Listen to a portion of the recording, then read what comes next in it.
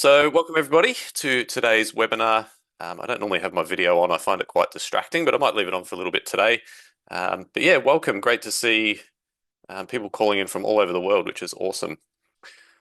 So, Mastering Credit Spreads is our webinar today, and we're going to be probably starting off at the beginner level, but we might get a little bit more advanced as we go along. Just a quick reminder before we start that everything discussed is for educational purposes only, is general in nature, and does not take into account your personal circumstances. So I guess before we start, just a quick poll. I'm going to just pop this up. Just let me know what your options experience level is. That'll just help guide me a little bit in terms of where we go with the webinar. Like I said, we'll start off more or less beginner, but then we might get a little bit more advanced, and we'll have Q&A at the end as well. So okay, so mostly intermediate and some beginners. I don't know if you can see the results there on the chat, but 66% intermediate, 24% beginner, 10% advanced. So some of this for the advanced people will be a little bit basic, at least to start with. But we will get to some more advanced stuff towards the end potentially. So it is difficult to try to cater to everybody, but yeah, mostly to beginners, just to sort of give you the heads up. So thank you for completing that poll. There we go. I can share the results. Cool.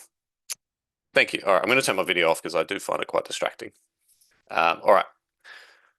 So credit spreads. Today, I'm going to share with you my favorite option strategy. So this is definitely my number one, probably this one and the wheel for those who are familiar with the wheel trade.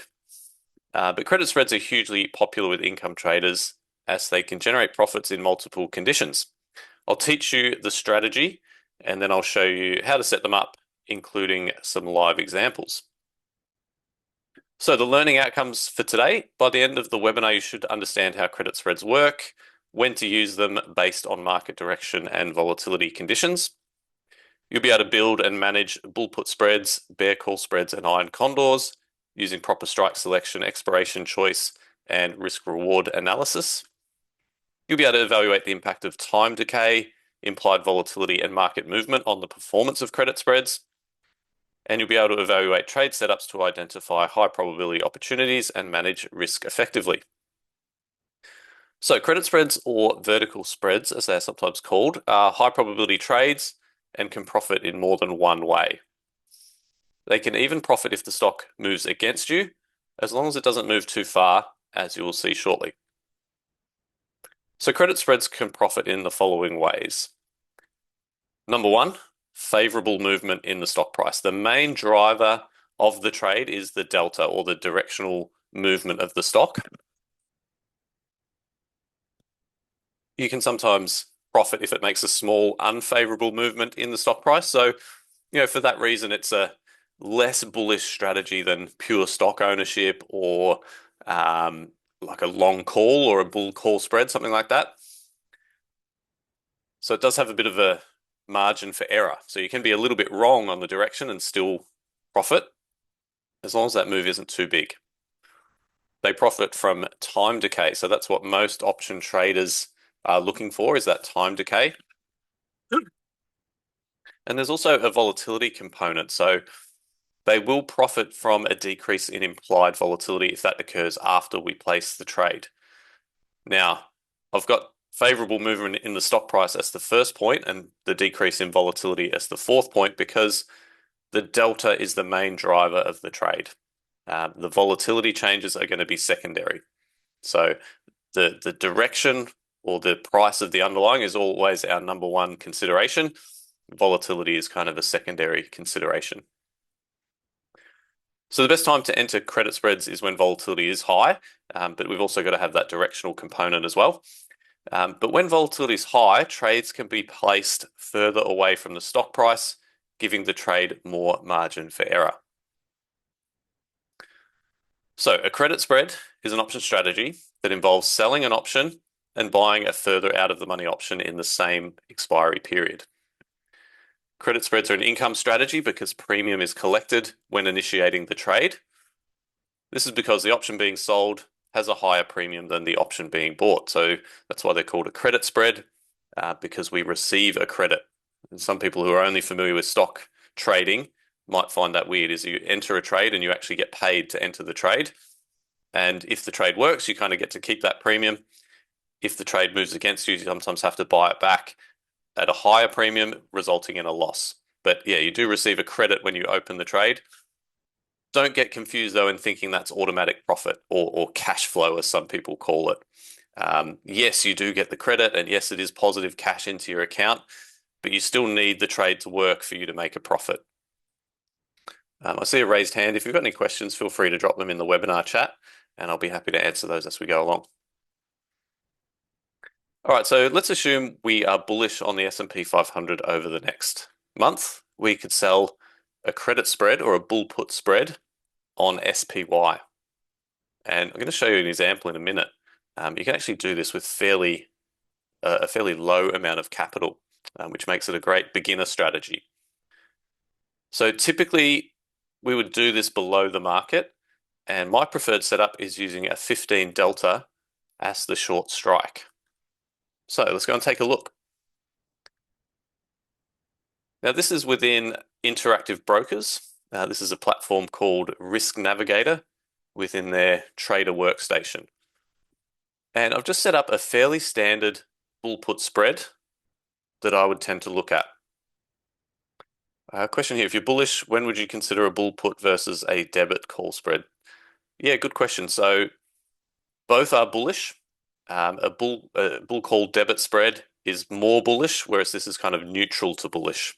So if I was very, very bullish, I would look at the debit spread. If I'm more sort of neutral to bullish, I would look at the credit spread. And volatility is a factor as well. If volatility is really low, I might lean towards a debit spread rather than a credit spread. But again, that volatility piece is secondary to the direction. But yeah, good question. So what we're looking at here is a trade setup on SPY, and we're looking at selling the June 30 555 put, and that's around a 15 delta.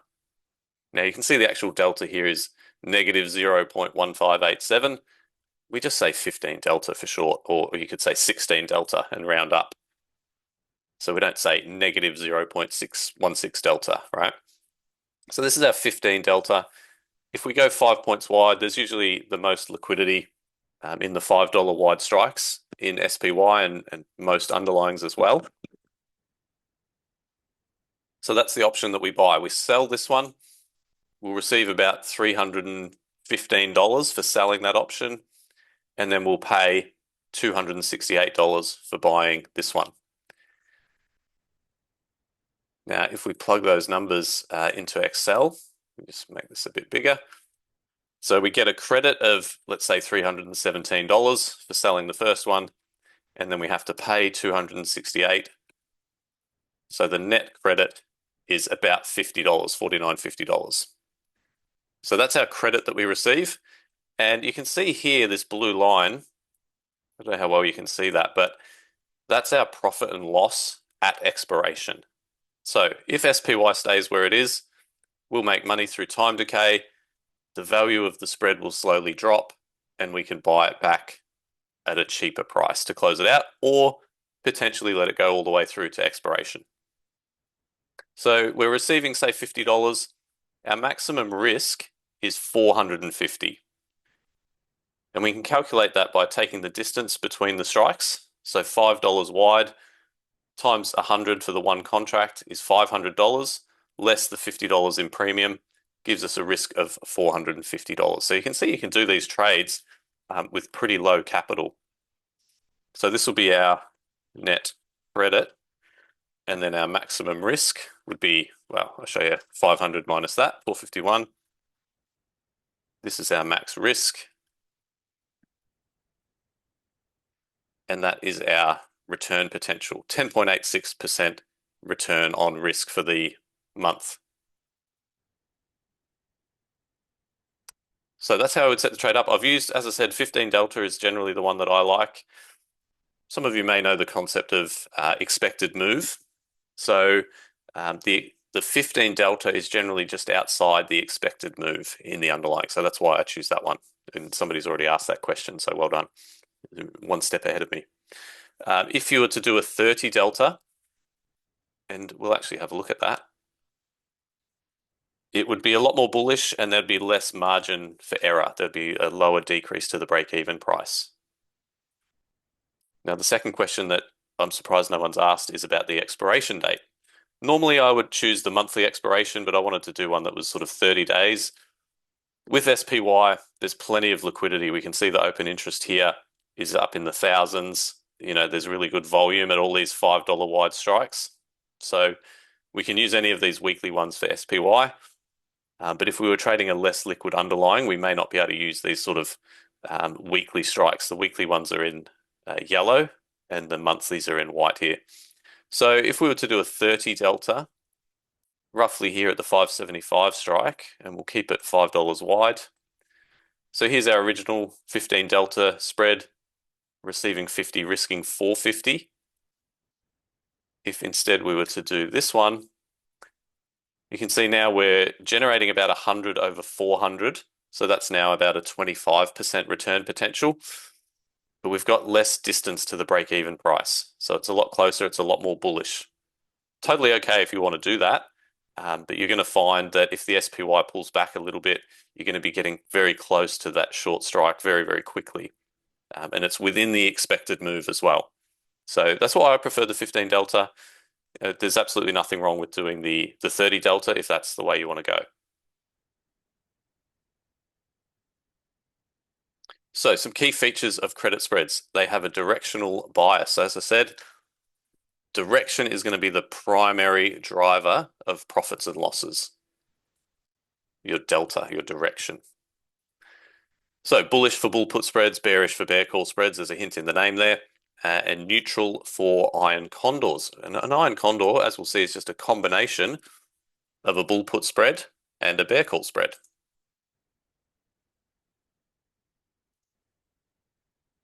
They profit from time decay while the trade remains out of the money. Okay, so they do profit from time decay, but if the spread goes in the money, which I'll give you a tip, you should never let that happen, but it would actually be negative time decay. It would lose money through time decay. But most of the time, if not all of the time, these trades are going to be out of the money and they're going to benefit from time decay. The maximum profit is limited to the premium received. So in that SPY example, the 15 delta, we receive $49.50 for entering that trade. That's our maximum profit. So some people don't like the fact that the risk to reward ratio is skewed. We've got a lower profit potential than the risk. The reason for that is we have a high margin for error. We have a high probability trade. Now, you can use delta as a rough estimate of probability. So this 15 delta put option has roughly an 85% chance of expiring out of the money. So that's another reason why I choose that 15 delta. It has a very high probability of success. Whereas if we use the 30 delta as the short strike, what would have that percentage be? 70% chance of expiring worthless, which is still very good, still quite high. And that's the trade-off. Everything with options is always a trade-off. Here we've got a lower probability of success, but we get a higher premium and a higher return potential to compensate. This one has a much higher probability of success at 85%, but we get a little bit less premium. Question here about being burnt on direction before. I'm not really going to talk about technical analysis too much today. I just want to cover credit spreads, but if you want to email me, we can discuss that afterwards. The maximum loss, as we've seen, is also limited. It's defined risk. There's no unlimited risk with these trades, which is good. It's limited to the width of the strikes less the premium received.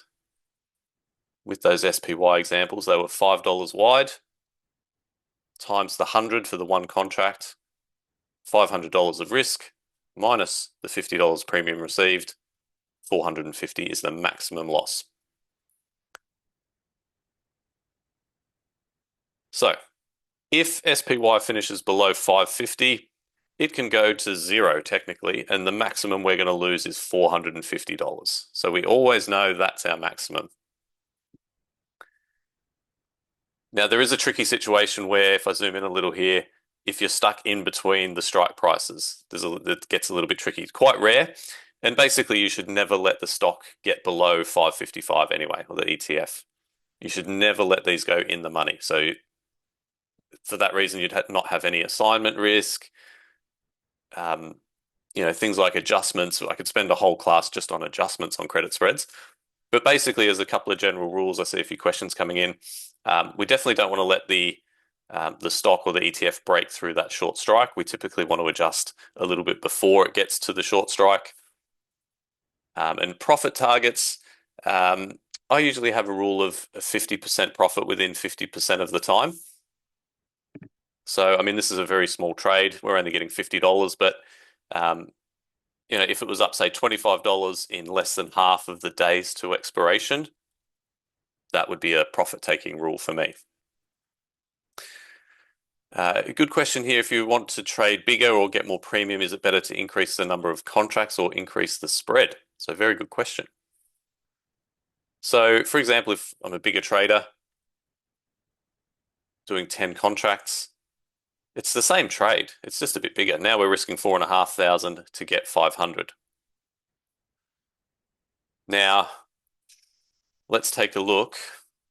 It's usually for me better to increase the number of contracts. I like the $5 wide spreads. But you could set up a very similar trade with only 5 contracts, but $10 wide, 10 points wide. So let's add the 545 strike as well. And we'll just sort of compare. Here we're getting 500 over 4,500. And that's 10 contracts, $5 wide. If instead we do 5 contracts, $10 wide, it's more or less the same. But in this case, we're actually getting a little bit less premium. Might be sort of hard to see there, but we're only getting about $440 in premium now. So as a general rule, I would prefer to be more narrow, but with more contracts. The flip side of that, of course, is with more contracts, there's more fees and commissions and things. Okay, so you have to kind of do a little bit of analysis. But for me, I really like the $5 wide spreads. And yeah, as you can see, if you want to do this as a little first ever test trade, if you're a complete beginner, so kind of zoom in here, we're only risking $450. You can start trading options with a very low amount of capital with these sort of trades. We will get to iron condors, but a question here, is it better to enter each side together or separate? I typically do them as 2 vertical spreads. So I'll do the bull put spread. Once that's filled, I'll do the bear call spread. Now the break-even price is the short strike plus or minus the premium received. So our short strike here is 555. We've received $50 in premium. If I zoom in here, we can see our break-even price is 554.50. So basically the 555 minus the 50 cents.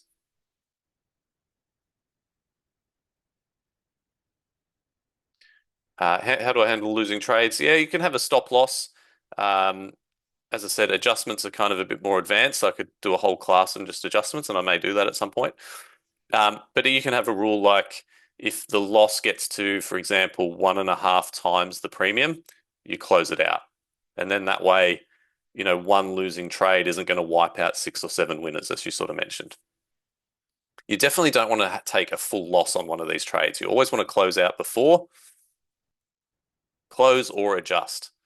So basically, one of the rules I have, to talk a little bit about adjustments, when I do one of these 15 delta spreads, let me just clean this up a little.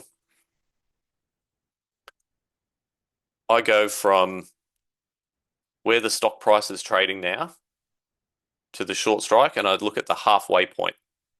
So, you could calculate that out, or I usually just sort of eyeball it. It's around here, is about the middle between the stock price and the strike price. And that is about 571, 572. And that's where I'll set an adjustment point. So that's one of the ways I manage these trades. So I'm never going to let SPY get down to 555 before I do something with the trade. If it hits 571, 572, I'm going to close, adjust, or hedge.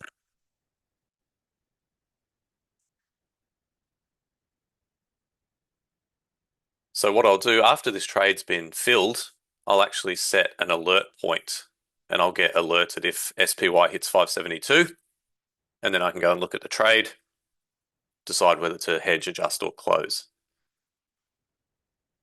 If that alert that I've set doesn't go off, I know the trade's more or less okay. And I pretty much don't even need to monitor it because I know if my alert hasn't gone off, the trade's okay. It might be down a little bit, but it's not disastrous. Now, this purple line is what's called our T+0 line. That sort of stands for trade date plus 0 days. And that basically means, how does the trade look as of today? If SPY goes up, we're going to make a little bit of money. If SPY goes down, we're going to lose a little bit of money. And if it goes down to my alert point at 572 tomorrow, I'm going to be down about $40, $45. So not disastrous by any stretch. And that's why I set that alert there. I don't want to leave the trade till, SPY is all the way down here at say 555. I could be down, $130, $140 when I've only received $50 in premium. I definitely don't want to get in that situation. I want to take some action when the price gets to about here. And if we move forward, we take off this T+0 and we make it a T+14. So how does the trade look 2 weeks from now? Sometimes IB is a little buggy. There we go. And we can see how the trade will be different in 2 weeks' time. So we saw that if SPY hits 572, I think can't remember how much we were down, but in 2 weeks' time, we might only be down about $40. So the T+0 changes over time. This is a T+14 now. Whereas if it hits 555, in 2 weeks' time, we're down about 150, 155. So the line starts to get more steeper as we get to expiration. And then when we get really close to expiration, that sort of last week, a few days out from expiration, we've achieved more or less the full profit here around these prices. But if we're down here, we're really losing. See how that's starting to get steeper now. Yes, I will put this on YouTube and email out the replay.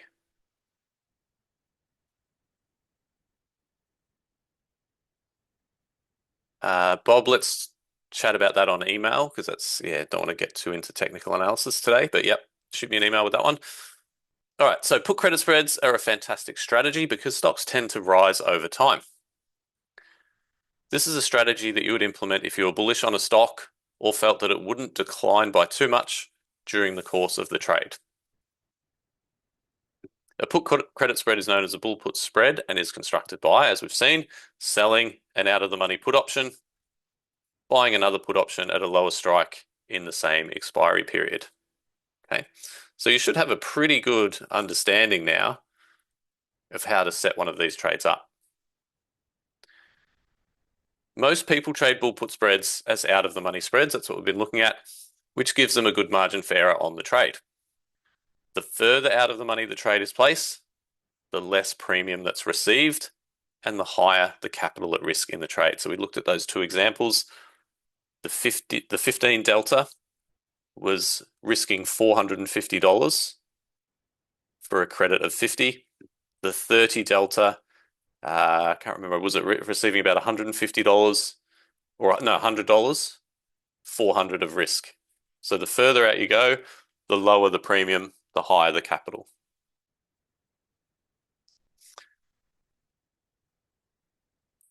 One regular trade I like to do is long-term bull put spreads. on blue chip stocks that have become oversold.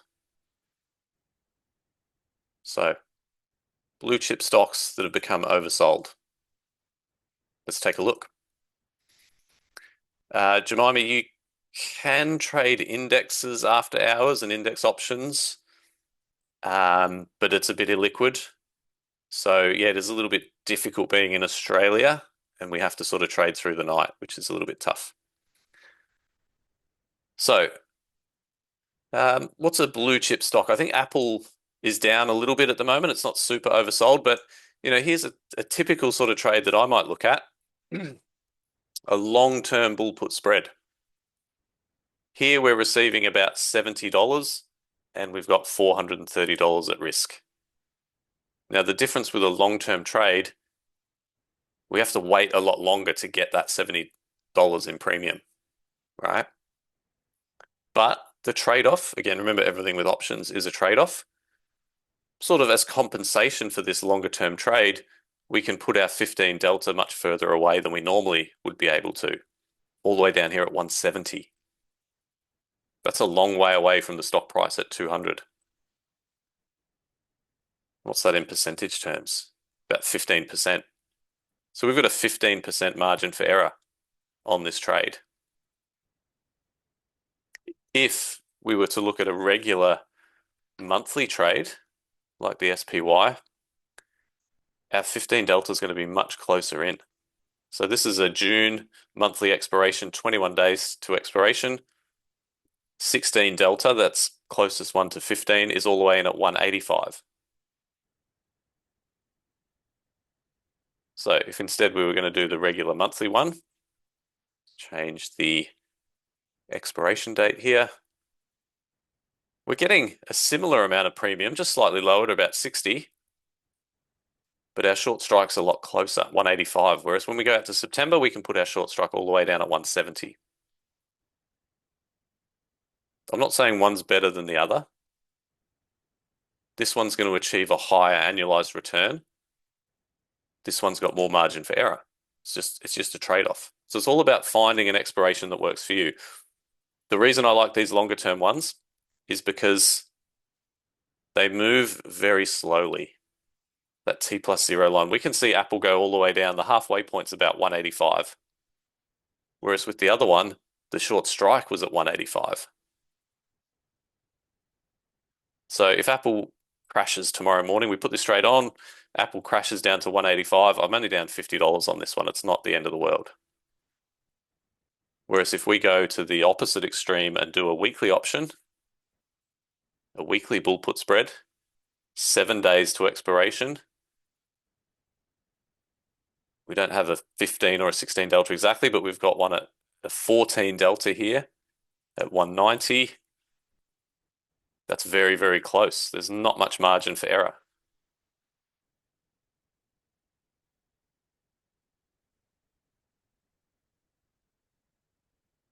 Look at how steep that T+0 line is. If Apple goes to 185, on that weekly option, we're down $225. Whereas on the September one, we were only down $50. So if you want really high annualized profit potential, you would use weekly options.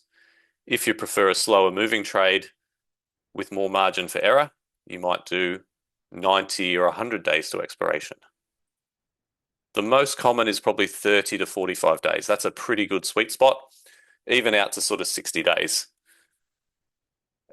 Weeklies are kind of one extreme. 4 month, 120 days is the other extreme. And then a good middle ground, as I said, 30 to 45 days to expiration.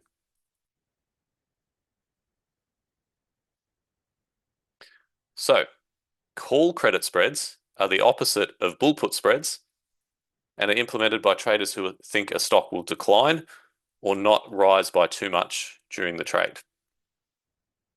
The call credit spread is known as a bear call spread and is constructed by selling a call option, and that's usually going to be an out of the money call option, remember, buying another call option at a higher strike price in the same expiry period. So we're doing the exact opposite of what we do with bull put spreads. We sell an out of the money call option, and we buy a further out of the money call option. Let's have a look at an example. So Alibaba is a stock that I'm a little bit bearish on at the moment. Here, what we're doing is we're actually going out to July. So this is what, roughly 45 days to expiration, something like that.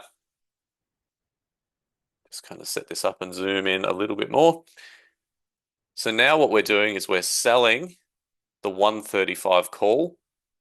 That's a 17 delta, 5 points wide. We're buying the 145, so the 140. And we're getting just under $50, maybe $40, $45 in premium. So our risk is going to be 455, something like that. So that's the exact opposite, a bear call spread.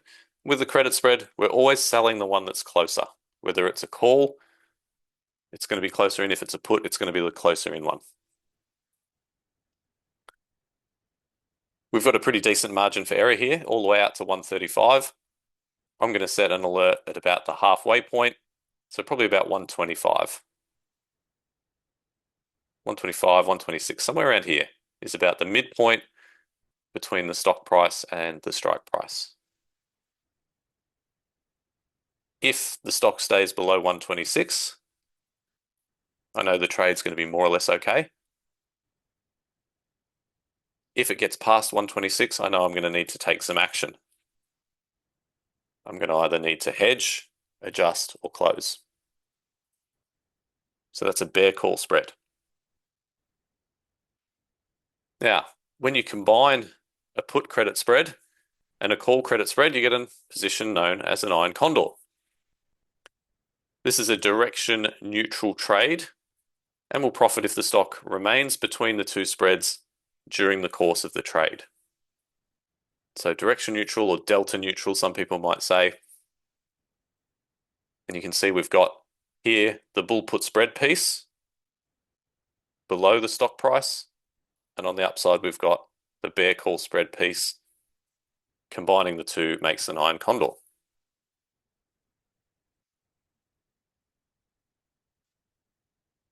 Iron condors generate 2 lots of premium. So we can double our return potential. The capital at risk also decreases. Interesting, right? This is due to the extra premium received while the spreads are the same distance apart. Let's take a look. So let's go back to our Apple example that we were using.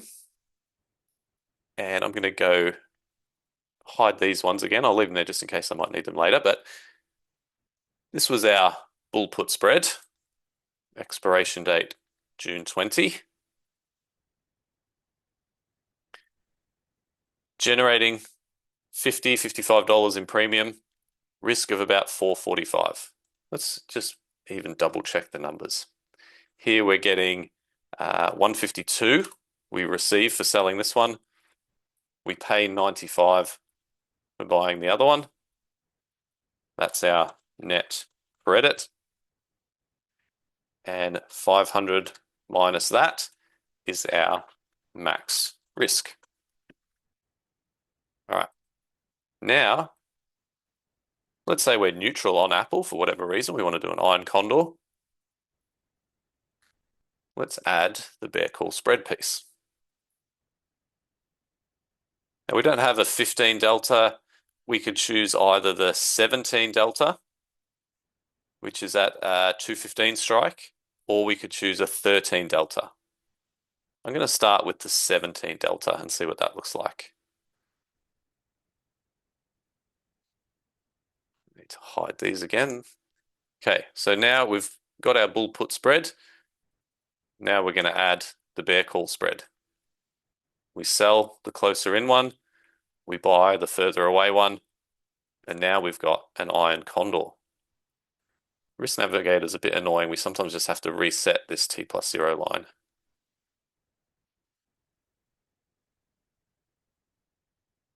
So now we've generated 2 lots of premium. Now our maximum profit potential is about $115. And look at our capital at risk, it's dropped. Let's have a look here. So now we've received $152 for selling the put, and we've received $127, $128 for selling the 215 call. So we get that much in credit. We pay 95 for buying that one. We pay 71 for buying that one. Our net credit is 114. And look at how our max risk has dropped to 386. And you can see that on the risk graph. If I zoom in here, max profit, what did we say? 114, 113, max risk, 385 or so. Apologies if it's a bit hard to see. And now we've got a perfectly neutral trade. We've got an equal distance to the short strike on the upside and an equal distance to the short strike on the downside. And we've got a nice flat T+0 line. If we just have the bull put spread, we've got a delta of 6. When we add the bear call spread, we've now got a delta of -1, much closer to 0, much closer to a neutral trade. In terms of trade management, I'll still do the same thing with my alert point. I'm still going to go halfway between the stock price and the strike price, around here, 192 again, and on the upside about halfway is about 207. And you can see on that T+0 line, as long as Apple stays between 192 and 207, the trade's going to be more or less okay.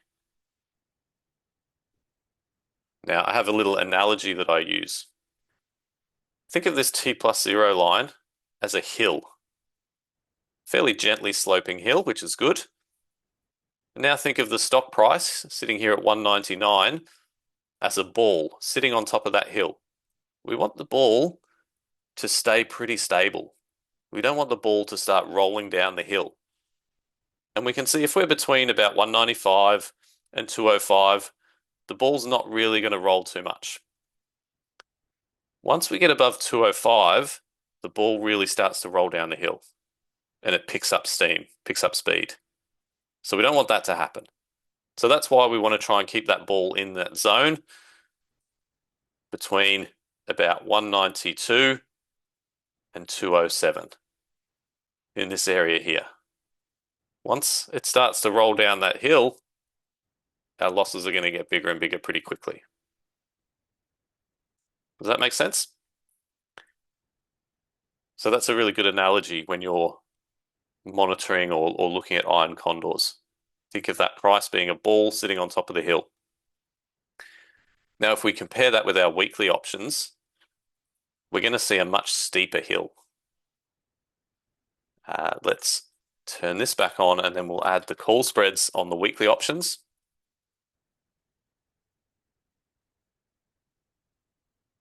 Now, again, we don't have a 15 delta, but I'm going to use the 12 delta here, 5 points wide.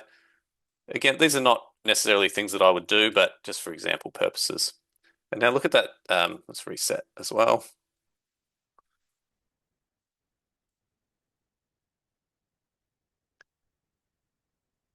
That T+0 line, our hill is a lot steeper now.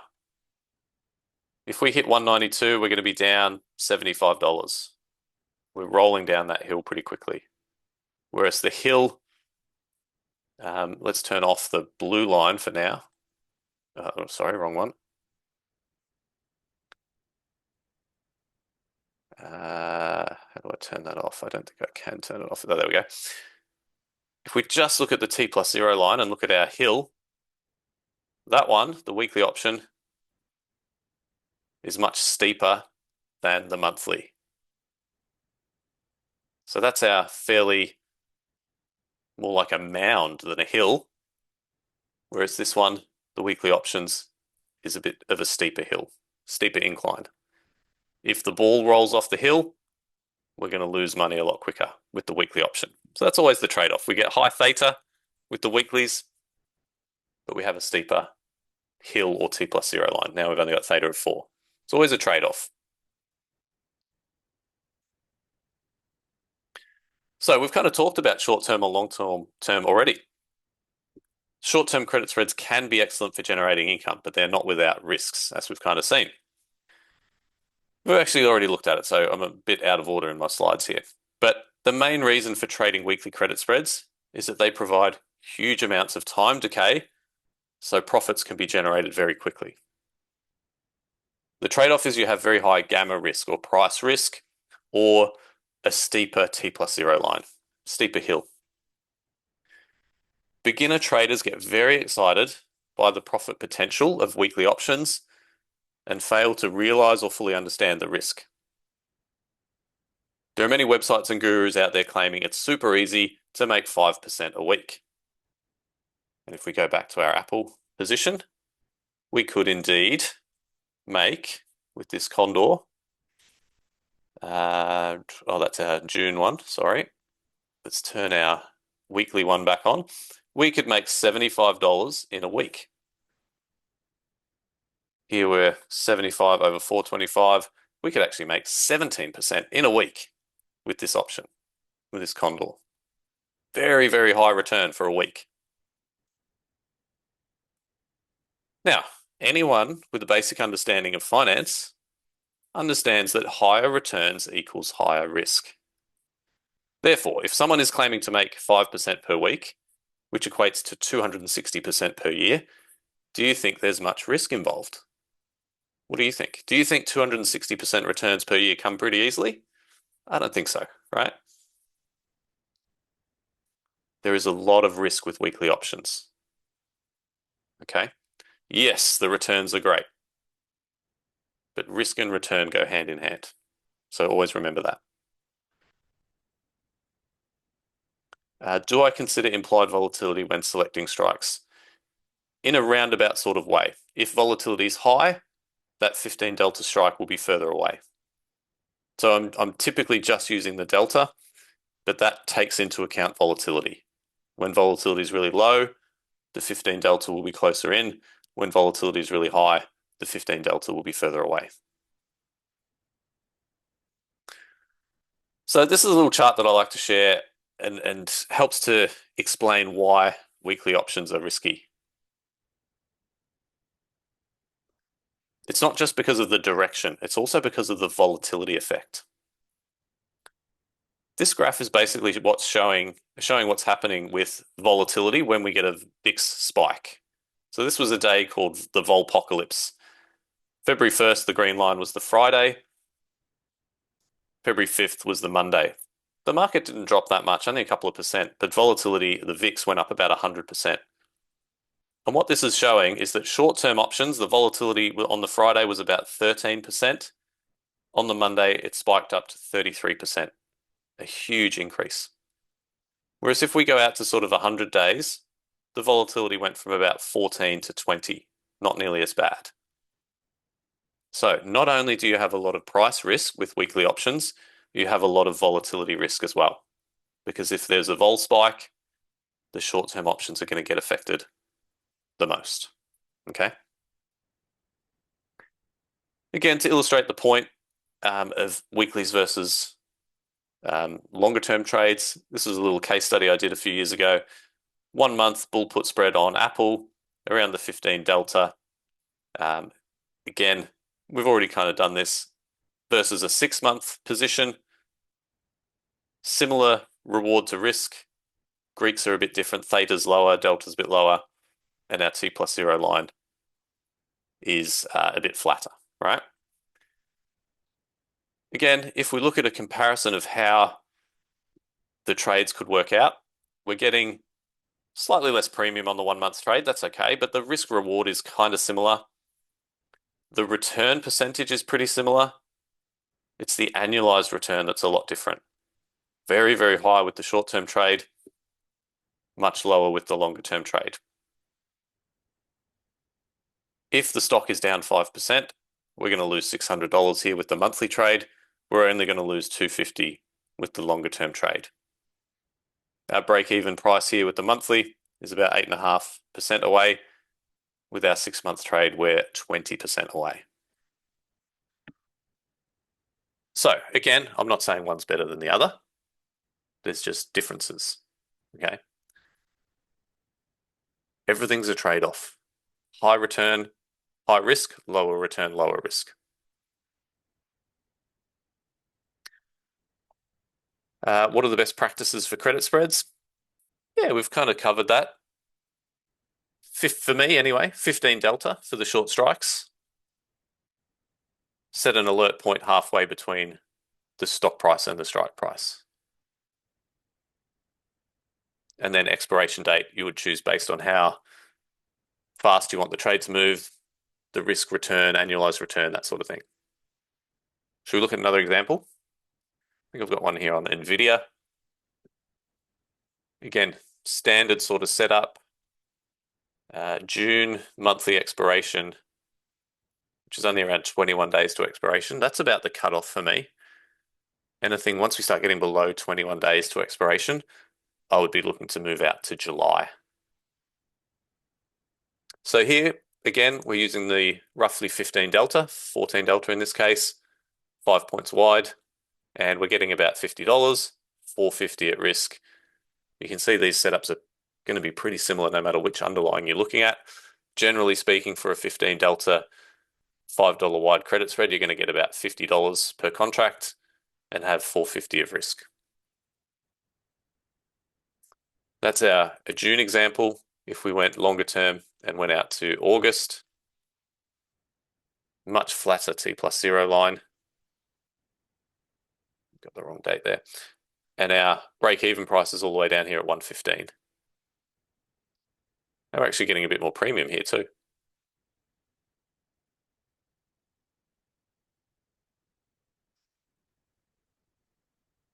All right, that is it for today. Is there any other questions?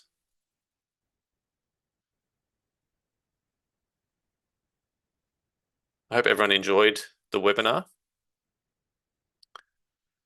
Is there a risk reward that I target? Yeah, so I want to get a minimum of sort of $50 over $450 risk for a 15 delta credit spread.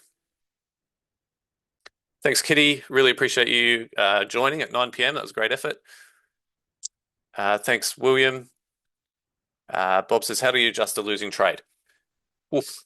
Like I said, I probably need about an hour at least to go through adjustments.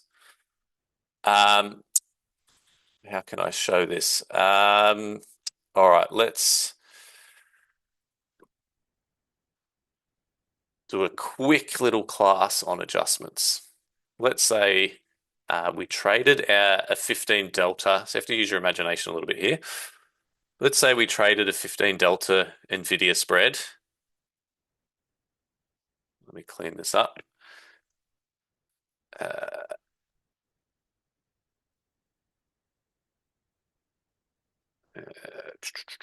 right, bear with me a sec here.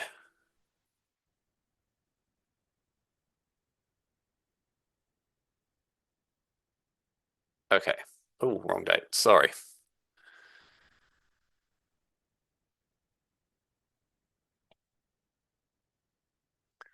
Okay, so use your imagination for a second. We started this at our usual 15 delta. We've now hit 22 delta. There's lots of different ways you can adjust. Again, I probably need about an hour, but a few quick things you can do is the first one would be a roll down, or you could do what's called a roll and add. Should have left that 120 strike in there after all. Anyway, so what we would do here in this scenario, let's say we initially received $50 credit, right? Initial credit. Now the spread's trading at about $85, right? And we're going to have to buy the spread back. So we're going to have to buy that one and we'll sell that one. So that's our debit to close, right? So we initially received 50. Why is that seems so wrong? Decimal point. Right. We received $50. The trade's gone against us. We now have to spend $87 to close this out. This is our net credit. This is before we adjust, right? So we close it out. we've got a flat position, but what we're going to do is a roll down and add. We're going to go to these strikes and we're going to go to 2 contracts. Now, you don't necessarily want to do this. You don't necessarily want to add to a losing trade, but this is just one way to adjust. We've moved our short strike down to 125. Yep, we've got back to a 15 delta. The trade-off is we've had to add a little bit more capital at risk to the trade. Now we're risking 900. And if we look at the cash flows, we're now selling 2 of these. So that's positive cash flow. We have to buy 2 of these. So that's negative cash flow. This is our credit for the roll and add.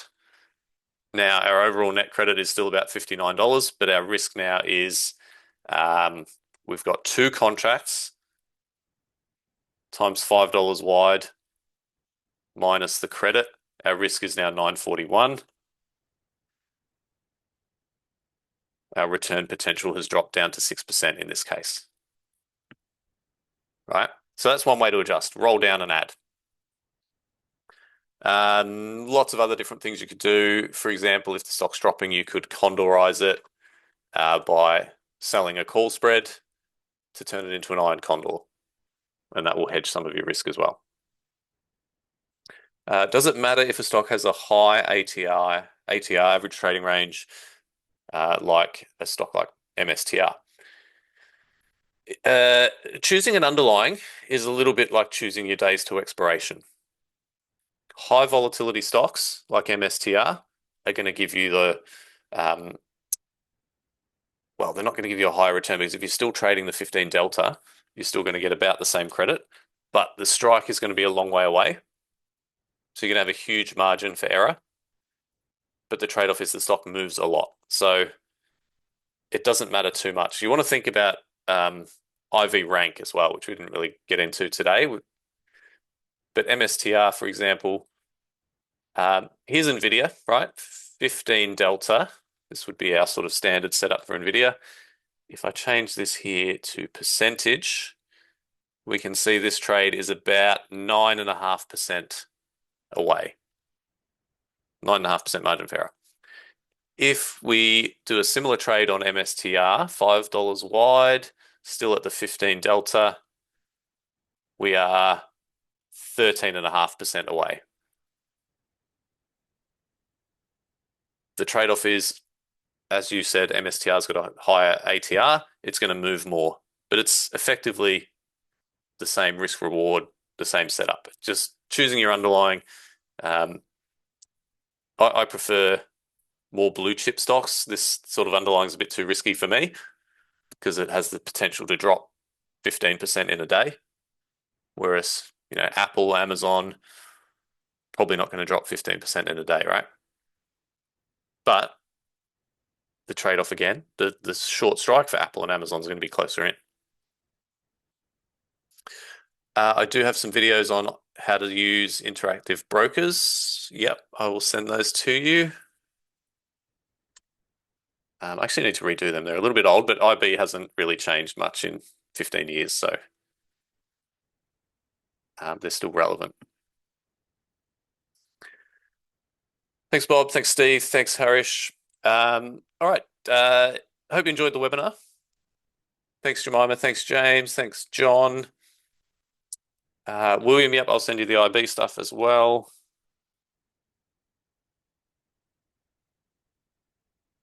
Thanks, Reese. If you've got any follow-up questions, feel free to shoot me an email, info@optionstradingiq.com.